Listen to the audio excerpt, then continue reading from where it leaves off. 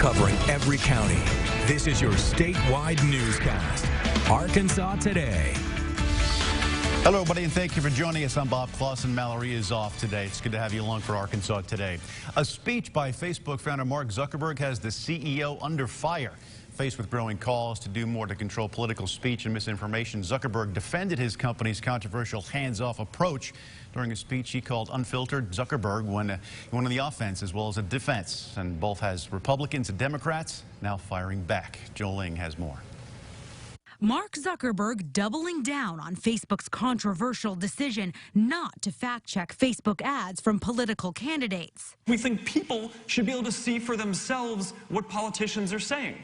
At a carefully orchestrated event at Georgetown University, Zuckerberg used teleprompters to give a 35-minute speech on freedom of expression, revealing for the first time how close he came to banning political ads entirely. I've considered whether we should stop allowing them altogether.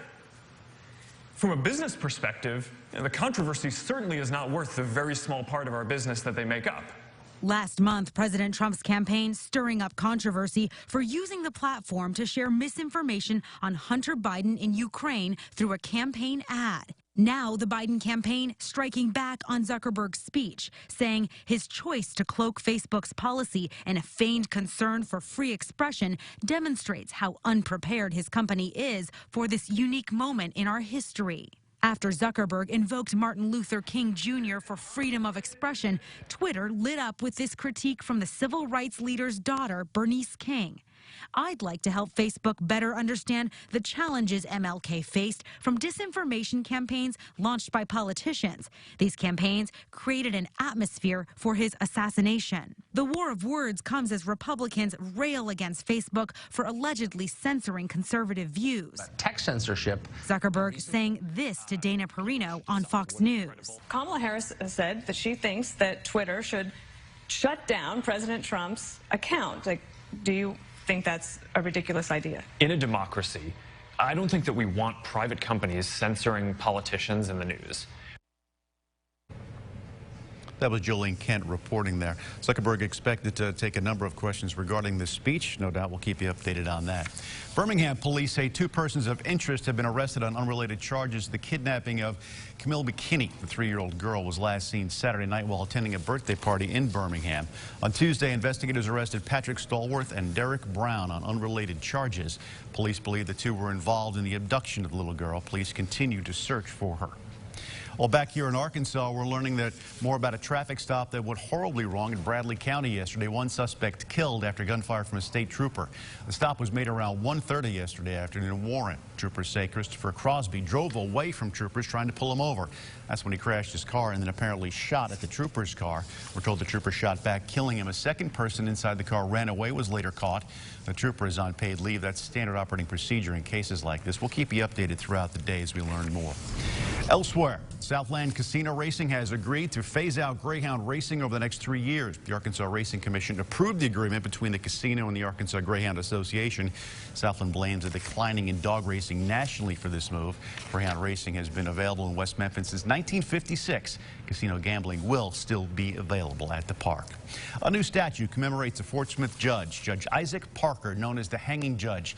Sat on the bench of the U.S. Court for the Western District in Arkansas over a century ago. Now a statue of him is a centerpiece at Gateway Park in downtown Fort Smith. The statue is joined by two others, John Carnell, an early leader in the Fort Smith public school system, and Mother Superior, Mary Teresa Farrell, who was instrumental in bringing health care to the region. These statues combine depict three components of Fort Smith's history: law and order, education, and health care.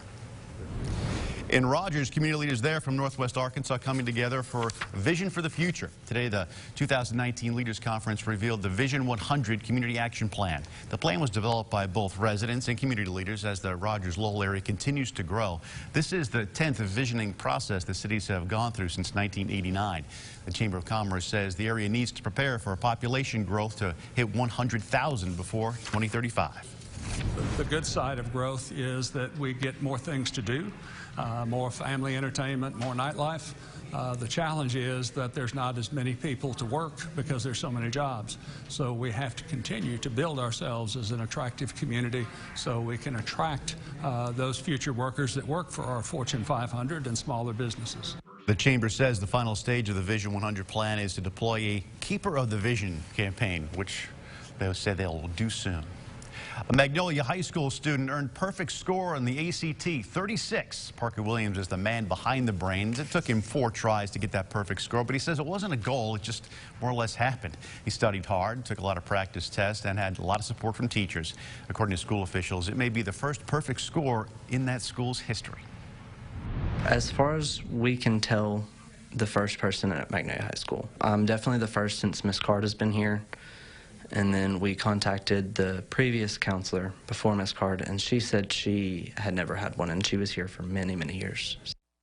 Congratulations to him. He has big plans. He's been